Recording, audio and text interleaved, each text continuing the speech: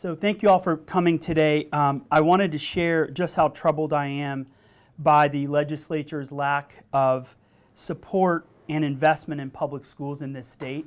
I've now worked in North Carolina and Georgia, and coming back now, finishing my second year as superintendent in Florida. It's just disheartening to see the lack of investment. As I visit classrooms and I see all the hard work that's happening. I see the improvements. Last year we moved 21 D and F schools to C or higher. You see these improvements, and then we get a paltry 1/3 of 1% increase in our budget funding for next school year.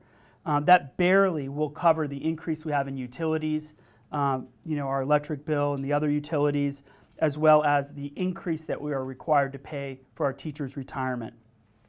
It comes back to about $25 per student.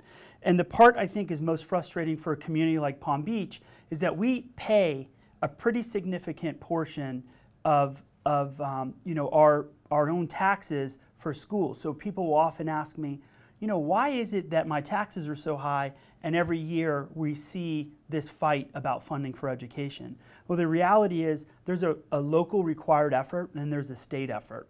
And because this district is considered property rich, we wind up getting less from the state than other communities. So we are almost what people would consider a donor district. And that's very frustrating for people who live here and feel like, hey, I'm paying my fair share. And the reality is this almost feels like a recession type budget.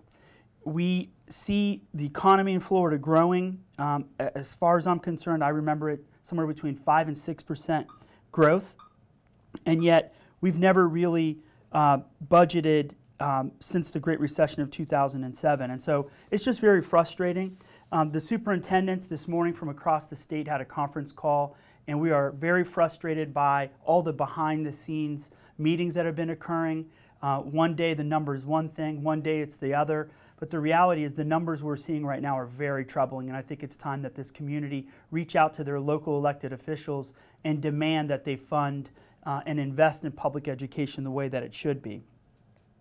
It's apparent to me that our school district can't rely on the Florida legislature to meet the needs of our kids here in Palm Beach County.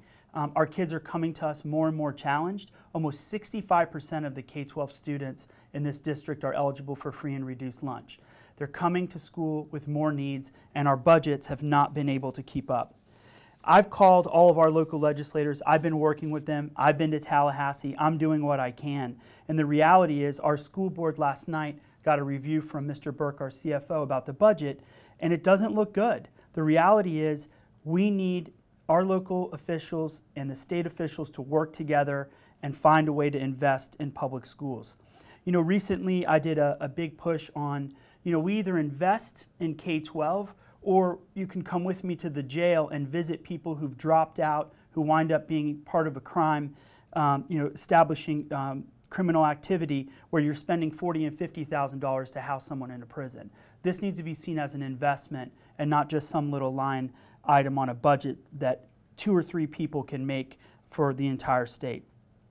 We're going to continue to make great use of the limited resources we have, but it's become crystal clear for me as superintendent, I'm not going to be able to meet the needs of the teachers who live in a county that it's got one of the highest average house costs in this area, almost $325,000. And when you've got teachers who've been in the classroom working for 15 to 20 years that haven't even broken the $50,000 a year mark, it's very troubling for me. And I don't know where I'm going to find people. We're looking for almost 1,500 people a year to come into our classrooms and teach.